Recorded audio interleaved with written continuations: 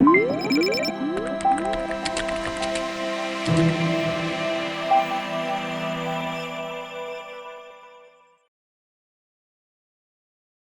Hind warriors, welcome to the YouTube channel of Trishul defence academy. तो आज का सेशन काफ़ी इंटरेस्टिंग होने वाला है क्योंकि आज हम कुछ ऐसे टॉपिक और ऐसे क्वेश्चन को कवर करेंगे जो आपके डिफेंस एग्ज़ाम के लिए बहुत ही इंपॉर्टेंट रोल प्ले करने वाले हैं। स्टिल आपने अगर हमारे चैनल को लाइक नहीं किया, शेयर नहीं किया, सब्सक्राइब नहीं किया तो उसे कर लीजिएगा। तो चलिए आज के 10 इंपॉर्टेंट क्वेश्चन आपके जनरल साइंस के केमिस्ट्री पोर्शन को स्टार्ट करते हैं। तो पहला क्वेश्चन जो आपके पास है, बिना समय गवाए हम लोग स्टार्ट करते हैं, जो आपके स्क्रीन पे आपको दिख रहा है। पहला क्वेश्चन है आपके लिए, विच one of the following does not represent the salt calcium carbonate. Calcium carbonate का सॉल्ट रिप्रेजेंट नहीं करता है, ये आपसे पूछा है और आपके पास 4 आपको ऑप्शन दिए गए हैं। पहला ऑप्शन है लाइम वाटर, पहला जो ऑप्शन है दैट इज लाइम वाटर।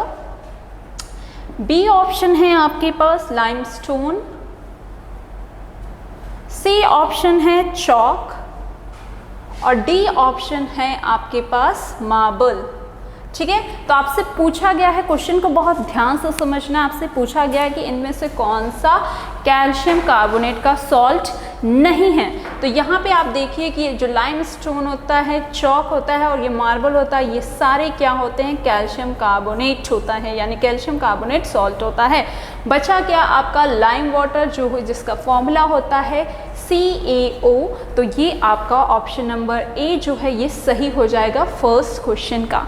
ठीक है, तो पहले का आंसर जो आपके पास आएगा that will be the first option, that is a आपका करेक्ट हो जाएगा, क्योंकि बाकी जो लाइम है, चॉक है वो और मार्बल है, ये क्या है, कैल्शियम कार्बोनेट है। और लाइम वाटर जो होता है दैट इज कैल्शियम ऑक्साइड, यानी कि ऑक्साइड होता है कैल्शियम का। ठीक है, अब मूव करते हैं क्वेश्चन नंबर 2 की तरफ। तो क्वेश्चन नंबर 2 भी बहुत ही अच्छा सा क्वेश्चन है। आपसे क्या पूछ रहा है, आपसे पूछ रहा है कि net movement of water from a dilute to concentrated, dilute solution से कॉन्सेंट्रेटेड सोल्यूशन की तरफ movement of water through selective permeable membrane, यानी थ्रू किससे बोल रहा है, SPM। ठीक है, selective permeable membrane is known as या इज कॉल्ड एज, पहला ऑप्शन है डिफ्यूजन, दूसरा ऑप्शन है डिस्पर्जन, तीसरा ऑप्शन है ऑस्मोसिस और लास्ट ऑप्शन है एब्जॉर्प्शन। तो इसका सही ऑप्शन जो हो जाएगा that will be option number C, और ये क्या है, ऑस्मोसिस। ठीक है, क्या है ये ऑस्मोसिस, क्या प्रोसेस होता है, एक ऐसा प्रोसेस होता है जिसमें आपका ये जो सेमी परमेबल मेम्ब्रेन जो होता है, इसका काम ही ये होता है कि ये कुछ पार्टिकल्स को, कुछ साइज के पार्टिकल्स को बस अलाउ करता है एक रीजन से दूसरे रीजन पे जाने के लिए। ठीक है, तो आप कैसे याद रख सकते हो, SPM से याद रख सकते हो ऑस्मोसिस, वरना आप यहाँ पे देखो तो ये आपका क्या है, एक डाइल्यूट सोल्यूशन है और ये है आपका कंसंट्रेटेड सोल्यूशन। ठीक है, तो वाटर का मूवमेंट कहाँ से होना है, वाटर का मूवमेंट होना है आपके डाइल्यूट से कंसंट्रेटेड की तरफ। ठीक है, क्या हो रहा है, movement of water from dilute region to concentrated. अब डाइल्यूट कंसंट्रेटेड का मतलब भी तो पता होना चाहिए। डाइल्यूट का मतलब वो सोल्यूशन होता है जिसमें जो आपका सल्यूट होता है वो क्या होता है, बहुत ही कम होता है। और बात करें कंसंट्रेटेड में तो उसमें जो कंसंट्रेशन ऑफ सल्यूट जो होगा वो ज़्यादा होगा। जैसे कि अगर आपने एक सोल्यूशन बनाया, ठीक है, एक आपने लिया 100 ml वाटर लिया, ठीक है, अब इसमें मैंने 2 ग्राम चीनी घोल दी और एक और मैंने सोल्यूशन बनाया और उसमें भी मैंने 100 ml वाटर लिया और उसमें मैंने अब यहाँ पे 20 ग्राम चीनी को डिज़ोल्व किया। ठीक है, तो इसमें आप देखोगे कि कंसंट्रेटेड किस में हो जाएगा, तो देखोगे जिसमें सल्यूट यानी कि जो आपका शुगर ज़्यादा है वो आपका कंसंट्रेटेड हो जाएगा। तो वो प्रोसेस जिसमें वाटर का मूवमेंट डाइल्यूट सोल्यूशन से कंसंट्रेटेड सोल्यूशन की तरफ होता है, उस प्रोसेस को हम क्या कहते हैं, ऑस्मोसिस कहते हैं। ठीक है, अब मूव करते हैं थर्ड क्वेश्चन की तरफ। तो थर्ड क्वेश्चन क्या कह रहा है उसको भी देखते हैं। स्टिल आप इसको अपने कॉपी में नोट भी करते रहोगे विथ पेन एंड पेपर। ठीक है, क्वेश्चन नंबर 3 क्या पूछ रहा है, क्वेश्चन नंबर 3 पूछ रहा है आपसे, एक मिनट, हाँ, क्वेश्चन नंबर 3 आपसे पूछ रहा है, फ्यूल से रिलेटेड क्वेश्चन है, ठीक है। आपको पता है फ्यूल जब आप बर्न करते हो तो क्या होता है कि उससे क्या निकलती है, कार्बन डाइऑक्साइड गैसेस निकली है, पॉइजनस गैसेस निकलती है जो हमारे एनवायरनमेंट के लिए हार्मफुल है। तो ये क्वेश्चन क्या है, ये आपके एनवायरनमेंट से थोड़ा सा रिलेटेड है। क्या पूछ रहा है, विच one of the following is example of clean fuel. Clean fuel का एग्जाम्पल कौन सा है? पहला ऑप्शन दिया है आपके पास कोक, ठीक है, बहुत ही प्राइमरी चीज़ है जब हम यूज़ करते हैं, जो यूज़ करते हैं हम for the cooking and all, ठीक है। और बी ऑप्शन है प्रोपेन, सी ऑप्शन है पेट्रोल और डी ऑप्शन है वैक्स, ठीक है। तो इसका करेक्ट ऑप्शन हो जाएगा option number B, that is propane, ठीक है। तो प्रोपेन जो है यहाँ पे इसका क्या हो जाएगा, करेक्ट ऑप्शन हो जाएगा आउट ऑफ द 4, क्योंकि ये हमारा क्या है, बहुत ही प्राइमरी स्टेज का हमारा एक फ्यूल का जो हम कहते हैं ना, कोक जो है हम बहुत ही पुराने तरीके से, पुराने समय से यूज़ कर रहे हैं एज अ फ्यूल। पेट्रोल आपको पता है बर्न करता है तो क्या करता है, बहुत सारी गैसेस इजेक्ट करता है जो एनवायरनमेंट के लिए फ्रेंडली नहीं है। वैक्स भी जब बर्न होता है तब भी आपको गैसेस निकलती है जो एनवायरनमेंट के लिए फ्रेंडली नहीं है। पर प्रोपेन की बात करें तो इसमें ऐसा कुछ नहीं है, ठीक है। नाउ मूव करते हैं क्वेश्चन नंबर 4 की तरफ, ठीक है। तो क्वेश्चन नंबर 4 आपके पास है। क्वेश्चन नंबर 4 एक बहुत ही बेसिक और इम्पॉर्टेंट कॉन्सेप्ट के ऊपर है जो है आइसो इलेक्ट्रॉनिक। तो आइसो इलेक्ट्रॉनिक जो कॉन्सेप्ट है उसके ऊपर है। इससे पहले भी मैंने आपके लिए 2 वीडियो अपलोड करी हैं, तो उसको भी आप ज़रूर देखें सो दैट आपकी केमिस्ट्री के पार्ट के अगर क्वेश्चन आपके डिफेंस एग्जाम में आता है तो आपका केमिस्ट्री पोर्शन से नंबर कहीं ना जाए, ठीक है। तो 4th क्वेश्चन आपसे पूछ रहा है कि which of the following pairs are isoelectronic pairs, ठीक है। आपके पास अलग अलग पेयर दिया है, आपको क्वेश्चन अवेलेबल होगा, तो इसमें जो आंसर हो जाएगा that will be B option, ठीक है। आइसो इलेक्ट्रॉनिक पेयर पूछ रहा है, ऑप्शन जो है आपका बी जो ऑप्शन है वो आपका यहाँ पे सही हो जाएगा, ठीक है। क्यों सही होगा उसको भी जस्टिफाई करते हैं। तो आइसो इलेक्ट्रॉनिक स्पीशीज क्या होते हैं, वैसे स्पीशीज जिनमें क्या होता है, इलेक्ट्रॉन्स की जो पेयर्स होती है, ठीक है, इलेक्ट्रॉन्स जो होते हैं उनके अंदर वो क्या होता है, सेम होता है। आइसो का मतलब होता है सेम और इलेक्ट्रॉनिक का मतलब क्या है, उनकी इलेक्ट्रॉनिक कॉन्फ़िगरेशन सेम हो जाएगी। तो सोडियम के केस में देखो तो सोडियम आपका क्या होता है, सोडियम होता है 11, ठीक है। अब इसमें क्या है, एक इलेक्ट्रॉन आपने रिमूव किया और तब ये बनता है Na+, ठीक है। इसके मतलब इसके पास अब इलेक्ट्रॉन की संख्या जो है वो क्या हो गई है, 10 हो गई है। बात करें ऑक्सीजन की तो O पे क्या है, O है आपका 8 होता है। अब इसमें क्या है, 2 इलेक्ट्रॉन ऐड किए हैं इसीलिए इस पे चार्ज कैसा है, माइनस। तो 2 इलेक्ट्रॉन जब आप ऐड करते हो तो ये क्या हो जाता है, O2-। अब इसमें इलेक्ट्रॉन की संख्या अगर आप देखोगे तो यहाँ पे ये जो है ये यहाँ पे लिख देंगे तो ये क्या हो जाएगा, एटॉमिक नंबर रिप्रेजेंट करेगा। तो हम यहाँ पे लिख रहे हैं कि इसके पास क्या है, 10 इलेक्ट्रॉन है और यहाँ पे देखो 8 थे, 2 इलेक्ट्रॉन और ऐड कर दिया आपने तो कितने हो जाएंगे, 10 इलेक्ट्रॉन। तो ये आपका करेक्ट आंसर हो जाएगा क्वेश्चन नंबर 4 के लिए, ठीक है। अब बात करते हैं क्वेश्चन नंबर 5 पे। क्वेश्चन नंबर 5 आपसे क्या पूछ रहा है उसको देखते हैं। सी, तो क्वेश्चन नंबर 5 आपसे पूछ रहा है कि which of the following is used as a binder in paint. Paint में बाइंडर का काम कौन करता है, आपके पास फॉलोइंग ऑप्शन है टाइटेनियम डाइऑक्साइड, बी ऑप्शन है नोवेलैक, सी ऑप्शन है थैलोसियानिन और डी ऑप्शन है सिलिकॉन, ठीक है। तो ये आपका डायरेक्ट क्वेश्चन है जिसका ऑप्शन नंबर क्या सही हो जाएगा, सिलिकॉन्स, ठीक है। तो जो सिलिकॉन्स होते हैं ये क्या करते हैं, ये पेंट के जो पार्टिकल्स होते हैं उनको क्या करता है, बाइंड करता है, उनको आपस में जोड़े रखता है, ठीक है, कंबाइन रखता है। तो इसका काम क्या होता है आपके पेंट में कि ये आपके पार्टिकल्स जो होते हैं, पेंट के पार्टिकल्स होते हैं उनको क्या करता है, बाइंड करता है और यूज्ड होता है एज अ बाइंडर, ठीक है। तो क्वेश्चन नंबर 5 का जो आंसर हो जाएगा it will be D option, ठीक है।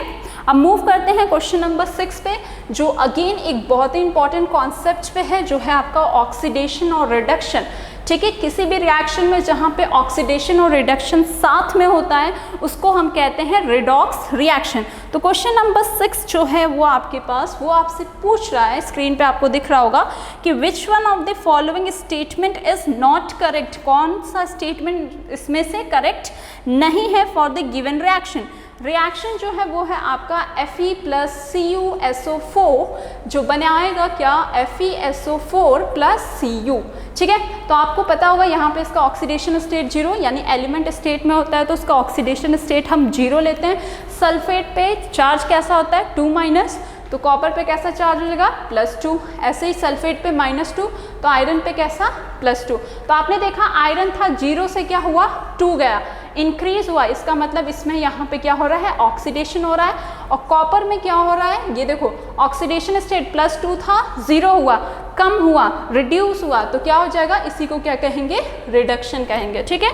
तो अब देखो यहाँ पे आपने इतनी बात कर ली, तो अब स्टेटमेंट का जो आपको दिया है वो देख लो। Iron is the reducing agent, तो क्या आयरन रिड्यूसिंग एजेंट है, तो यस, जिसका ऑक्सीडेशन होता है वही अच्छा क्या होता है रिड्यूसिंग एजेंट होता है, जिसका रिडक्शन होता है वो कैसा होता है ऑक्सीडाइजिंग एजेंट होता है। ये बात आपको याद रखनी है, ठीक है। तो पहला स्टेटमेंट तो भाई सही हो गया। दूसरा स्टेटमेंट क्या कह रहा है, the solution turns green in colour after the reaction. Obviously जो आपका कॉपर सल्फेट होता है इसका कलर क्या होता है ब्लू कलर होता है, ठीक है। पर कुछ समय के बाद जब आपने देखा होगा, या एक रिएक्शन अगर मैं आपके साथ शेयर करूँ तो क्या, देखो ये अगर आपका एक टेस्ट ट्यूब है, इसमें आपने कॉपर सल्फेट रखा है, ठीक है, ये ब्लू कलर का है। अब इसमें आपने एक आयरन का नेल डाल दिया, ठीक है, लोहे की कील डाल दी। कुछ समय के बाद आप देखोगे कि जो ब्लू कलर का था सोल्यूशन अब क्या हो गया है ग्रीन हो गया, यानी यहाँ पे क्या कलर का चेंज हुआ है, केमिकल रिएक्शन हुआ है। तो वो ग्रीन कलर किस वजह से होता है, वो ग्रीन कलर होता है फेरस सल्फेट के फॉर्मेशन से। तो इस तरह का भी क्वेश्चन आ सकता है कि आप बताइए हमें कि जो ग्रीन कलर हुआ है वो किसके वजह से हुआ है, किसके फॉर्मेशन की वजह से हुआ है। तो याद रखना है due to the formation of ferrous sulphate. तो जो सेकेंड स्टेटमेंट है वो भी यहाँ पे क्या हो जाता है सही हो जाता है। सी ऑप्शन जो है copper is more reactive metal than iron, क्या कह रहा है कॉपर ज़्यादा रिएक्टिव मेटल है एज कंपेयर टू आयरन, तो ये बात गलत हो जाती है। तो इसीलिए आपका जो ऑप्शन हो जाता है वो ऑप्शन नंबर सी क्या हो जाएगा यहाँ पे इस क्वेश्चन का सही हो जाएगा। डी ऑप्शन क्या है, it is a redox reaction. तो आप देख रहे हो ऑक्सीडेशन हो रहा है, रिडक्शन हो रहा है, तो इसका मतलब क्या है कि ये रिएक्शन आपका रिडॉक्स रिएक्शन है ही, ठीक है। तो आपको ऑप्शन नंबर सी जो है वो गलत हो जा रहा है, क्योंकि कॉपर जो है it is less reactive than iron, तभी तो इस आयरन ने कॉपर को इसके सल्फेट से आउट किया। अगर ये पावरफुल नहीं होता तो ये इसको हटा नहीं सकता। तो आयरन एक तगड़ा इंसान था, इसने इसको कॉपर को हटाया और कॉपर की जगह लेके खुद को वहाँ पे प्लेस कर लिया, ठीक है। तो कॉपर की रिएक्टिविटी क्या होती है आयरन से कम होती है। किसके बेसिस पे कह सकते हैं, क्या सपना आया हमें, नहीं, जो आपकी सीरीज बनी हुई है, ठीक है, तो उसमें जो आपका आयरन प्लेस है वो अबव प्लेस्ड है और कॉपर जो है वो नीचे प्लेस्ड है रिएक्टिविटी सीरीज में, ठीक है। तो क्वेश्चन नंबर नेक्स्ट शेयर करते हैं। आई होप आपको ये कॉन्सेप्ट यहाँ पे समझ में आ गया होगा। अब मूव करते हैं क्वेश्चन नंबर 7 पे। तो क्वेश्चन नंबर 7 आपसे क्या पूछ रहा है, चलिए उसको भी देख लेते हैं। पूछ रहा है कि on exposure of moist air, ठीक है, मॉइस्ट एयर का मतलब क्या है, एयर भी है और उसमें क्या है वाटर मॉलिक्यूल्स, ठीक है। कॉपर गेन्स अ ग्रीन कोट, कॉपर जो है उसके ऊपर हरा कलर का कोट हो जाता है, ठीक है। मान लेते हैं कि हरा कलर का कोट हो रहा है on the surface due to the formation of which one of the following compounds, किस कंपाउंड के फॉर्मेशन से जो कॉपर का आपको पता है कलर कैसा होता है रेडिश कलर होता है, वो कैसा हो जा रहा है ग्रीन हो जा रहा है। ऑप्शन है आपके पास कॉपर कार्बोनेट, बी ऑप्शन है कॉपर ऑक्साइड, सी ऑप्शन है कॉपर सल्फेट और डी ऑप्शन है कॉपर नाइट्रेट, ठीक है। तो बच्चों ये याद आपको रखना है कि ये जो प्रोसेस है ये क्या हो रहा है, यहाँ पे ऑक्सीडेशन हो रहा है कॉपर का। जैसे कि आयरन में क्या लग जाता है, जंग लग जाता है, रस्ट हो जाता है जब वो एटमॉस्फेयर के प्रेजेंस में रहता है, एयर और मॉइस्चर के कांटेक्ट में आता है, तो आयरन के ऊपर क्या होता है रेड कलर का रस्ट लग जाता है, ठीक है। वैसे ही यहाँ पे कॉपर के ऊपर भी आपने देखा होगा मंदिर में जब पूजा वूजा होती है, कॉपर के कोई भी बर्तन है या फिर आपके कॉइन्स हैं, तो आप देखते हो कि उसके ऊपर ग्रीन कलर का कोट हो जाता है। तो बेसिकली ये जो ग्रीन कलर का कोट है ये होता है ऑक्सीडेशन की वजह से, और ये बेसिकली होता है किसका कोट, कॉपर कार्बोनेट का, या फिर मैं कहूँ इसी को हम लिखते हैं कॉपर हाइड्रोक्साइड, ठीक है। इन दोनों का यहाँ पे कोट होता है, ठीक है। पर आपके पास ऑप्शन आपको क्या दिया है, आपके पास ऑप्शन हाइड्रोक्साइड तो दिया नहीं है पर कॉपर कार्बोनेट दिया, तो इसका ऑप्शन नंबर ए सही हो जाएगा, डैट इज कॉपर कार्बोनेट। तो क्या याद रखोगे, जो ग्रीन कलर का कोटिंग है it is due to the presence of what, copper carbonate, ठीक है। तो मूव करते हैं नेक्स्ट क्वेश्चन की तरफ। इस पॉइंट्स को नोट करते रहना, क्योंकि यहाँ से आपके क्वेश्चन हमेशा आपके एग्जाम में रहते हैं, ठीक है। नेक्स्ट क्वेश्चन है क्वेश्चन नंबर 8। तो मूव करते हैं क्वेश्चन नंबर 8 पे। तो क्वेश्चन नंबर 8 भी बहुत ही अच्छा क्वेश्चन है, जो आपकी एप्लीकेशन बेस्ड क्वेश्चन है। पूछ क्या रहा है आपसे कि tooth enamel is made up of which one of the following calcium compound. जो आपका दांत होता है, ठीक है, वो किससे बना हुआ है, किस सॉल्ट से बना हुआ है, तो ये बात आपको पता होना चाहिए। इनेमल जो है वो सबसे हार्डेस्ट पार्ट है आपके बॉडी का, ठीक है। तो पहला ऑप्शन है कैल्शियम कार्बोनेट, पहला ऑप्शन है कैल्शियम कार्बोनेट। बी ऑप्शन है आपके पास calcium sulphate, calcium sulphate. C option जो है आपके पास कैल्शियम हाइड्रोक्साइड, कैल्शियम हाइड्रोक्साइड। और लास्ट ऑप्शन है कैल्शियम फॉस्फेट। क्या है? Calcium phosphate. तो आपको याद रखना है बच्चों कि जो इसका करेक्ट आंसर हो जाएगा that will be the option number जी।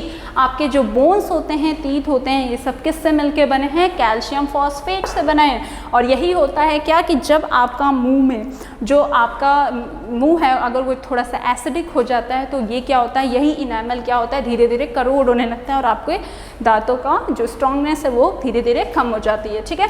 तो याद रखना क्या कि जो आपके टीथ होते हैं, बोन होते हैं, वो किससे मिलके बना है? वो कैल्शियम से तो बना है, पर कैल्शियम के किस कंपाउंड से मिलके बना है? तो answer will be calcium phosphate, ठीक है। अब मूव करते हैं आखिरी दो क्वेश्चन की तरफ, जो है question number 9 and question number 10, ठीक है। तो क्वेश्चन नंबर 9 आपसे कह रहा है कि मिक्सचर के क्वेश्चन आपके एग्जाम में, डिफेंस एग्जाम में रहते हैं। क्या पूछ रहा है आपसे? पूछ रहा है विच one of the following heterogeneous mixture. अब मिक्सचर का कॉन्सेप्ट आपको पता होना चाहिए कि मिक्सचर होता क्या है। तो मिक्सचर क्या होता है? जब दो या दो से अधिक सब्सटेंस को मिलाया जाता है, सो दैट हम उसको क्या कर सकते हैं, फिजिकल तरीके से अलग कर सकते हैं, ठीक है। मिक्स किया और फिजिकल तरीके से सेपरेट भी कर सकते हैं, तभी हम उसे कहते हैं कि वो हमारा मिक्सचर है। और मिक्सचर क्या होते हैं? दो तरह के होते हैं, ठीक है। मिक्सचर क्या होते हैं? ये 2 टाइप्स के होते हैं। एक तो होता है होमो और एक होता है हेट्रो, ठीक है। होमो का मतलब क्या होता है? सिमिलर कंपोजिशन, ठीक है। सिमिलर या मैं कहूँ सेम कंपोजिशन, ठीक है। जैसे कि आपका नींबू का जूस आपने बनाया है तो उसका टेस्ट क्या रहने वाला है? सेम रहने वाला है, ठीक है। ऐसे, और जो सिमिलर नहीं रहता है, नॉट सिमिलर, जिसकी कंपोजिशन सिमिलर नहीं रहती है, उसी को हम क्या कहते हैं? हेट्रोजीनियस कहते हैं। फॉर एग्जाम्पल चॉक और पानी का मिक्सचर, मड हो गया और आपका क्या हो गया? मड हो गया, पानी का सोल्यूशन। तो ये सारे सोल्यूशन आपके क्या कहलाएंगे? हेट्रो। और इसमें भी 2 तरीके होते हैं, ठीक है। एक तो होता है सस्पेंशन, पार्टिकल के साइज पे हम बोलते हैं सस्पेंशन है, या फिर कोलाइड है। तो आपसे पूछ रहा है हेट्रोजीनियस के बारे में, पूछ रहा है कि हेट्रोजीनियस कौन सा है। ऑप्शन है आपके पास हाइड्रोक्लोरिक एसिड, विनेगर, मिल्क और सोडा वाटर, ठीक है। तो आपसे पूछ रहा है हेट्रो पूछ रहा है, ठीक है। तो देखो मिल्क जो होता है वो आपका क्या होता है? करेक्ट ऑप्शन हो जाएगा। तो ऑप्शन नंबर सी जो है यहाँ पे मिल्क, ये क्या हो जाएगा? करेक्ट ऑप्शन हो जाएगा, क्योंकि ये एग्जाम्पल है एक कोलाइड का, ठीक है। ऐसे आप देखोगे तो आपको नहीं लगेगा, पर यस वो क्या है? एक हेट्रोजीनियस मिक्सचर है, जिसको हम क्या कहते हैं? कोलाइड कहते हैं। क्या कहते हैं? कोलाइड कहते हैं। तो इस बात को आपको याद रखना है। मिल्क आपका एक एग्जाम्पल है किसका? कोलाइड का। और जो क्या है? एक हेट्रोजीनियस मिक्सचर है, जिसकी composition throughout the container या throughout the solution same नहीं रहता है, ठीक है। क्वेश्चन नंबर 10 की बात करते हैं। क्वेश्चन नंबर 10 आपसे क्या पूछ रहा है? एंड द फाइनल क्वेश्चन, ठीक है। आई होप आप ये सारे क्वेश्चन अच्छे से नोट डाउन कर रहे होंगे। और मूव करते हैं क्वेश्चन नंबर 10 की तरफ। So what it is asking you, ये है question based upon your molecular formula, ठीक है। मॉलिक्यूलर फॉर्मूला क्या होता है? किसी भी मॉलिक्यूल में प्रेजेंट एटम का मास, जिसको आप जोड़ देते हो तो वो उस पर्टिकुलर कंपाउंड का, मॉलिक्यूल का क्या देता है? मास देता है। और उसी मास को हम क्या कहेंगे? मॉलिक्यूलर मास कहेंगे। तो आपको किसका निकालना है? What is the formula mass of anhydrous sodium carbonate? क्या बोल रहा है? एनहाइड्रस सोडियम कार्बोनेट, ठीक है। आपसे बोल रहा है एनहाइड्रस सोडियम कार्बोनेट का बताना है। और आपके पास सोडियम का मास आपको दे दिया है 23, कार्बन का दे दिया है 12 और ऑक्सीजन का दे दिया है 16U और ऑप्शन आपके पास जो दिया है 286, बी ऑप्शन 106, सी ऑप्शन 83 और लास्ट ऑप्शन दिया है 53। तो आपको इसको निकालना आना चाहिए। तो सबसे पहले तो यहाँ पे इसने क्या बोल दिया कि एनहाइड्रस सोडियम कार्बोनेट। तो सोडियम कार्बोनेट का मैम हमें फॉर्मूला तो पता है, पर ये एनहाइड्रस क्या होता है? एनहाइड्रस का मतलब क्या होता है? एनहाइड्रस का मतलब है जिसमें पानी का मॉलिक्यूल नहीं है। इसका मतलब आपको ये बात पता होना चाहिए कि सोडियम कार्बोनेट के साथ अगर पानी जुड़ा होता, 10 मॉलिक्यूल पानी जुड़ा होता, तो ये आपका एक कॉमन सॉल्ट है जिसे हम कहते हैं वॉशिंग सोडा। ठीक है, वॉशिंग सोडा के नाम से जानते हैं, जो बहुत ही इंपॉर्टेंट इंग्रेडिएंट है, बहुत ही इंपॉर्टेंट कंपाउंड है आपकी केमिस्ट्री के लिए भी और आपके डेली लाइफ में इसका यूज़ भी है। ठीक है, तो एनहाइड्रस का मतलब क्या है? Sodium carbonate. तो फॉर्मूला क्या हो जाएगा? Na2CO3 will be the formula. क्या फॉर्मूला होगा? Na2CO3। तो सोडियम आपको बता दिया गया है कि सोडियम कितना है? 23, कार्बन जो है वो 12 है, ऑक्सीजन जो है वो कितना है? 16 है। ये इसका मास बता दें, तो इसको आप कैलकुलेट कर लोगे तो कितने सोडियम है? 2 सोडियम है, तो 2 × 23। कार्बन कितना है? 1 है, तो 12। ऑक्सीजन कितना है? 3 है, तो कितना हो जाएगा? 3 × 16। तो आप इसको कैलकुलेट करोगे तो ये क्या आ जाएगा? 46 + 12 + 48। जब इसको आप कैलकुलेट करोगे तो आपका आंसर जो आएगा इट विल बी 106U। तो आपका जो करेक्ट ऑप्शन हो जाएगा according to the question will be the option number B आपका सही हो जाएगा। पर यहीं पे अगर मैं एक लेवल आगे बढ़ के आपसे क्वेश्चन पूछ लेती हूँ कि अब बताइए कि हाइड्रस, मैंने कहा हाइड्रस या hydrated salt of sodium carbonate का मास क्या होता है, तो आप क्या करते? सिंपल सा उस समय आपका फॉर्मूला क्या हो जाता? हाइड्रेटेड के फॉर्म में क्या हो जाता? सॉल्ट का फॉर्मूला याद रखना, ये हो जाएगा Na2CO3.10H2O। तो आप क्या करोगे? आप इस वीडियो को देख रहे हो तो मुझे कमेंट डाउन करके इसका सोल्यूशन जरूर बताना कि आपका कितना यहाँ पे आ रहा है इसका मॉलिक्यूलर मास। तो साइनिंग ऑफ फॉर टुडे। आज हमने 10 क्वेश्चन इंपॉर्टेंट जो आपके डिफेंस एग्जाम के लिए हैं उसको डिस्कस किया है। So still take care and जय हिंद।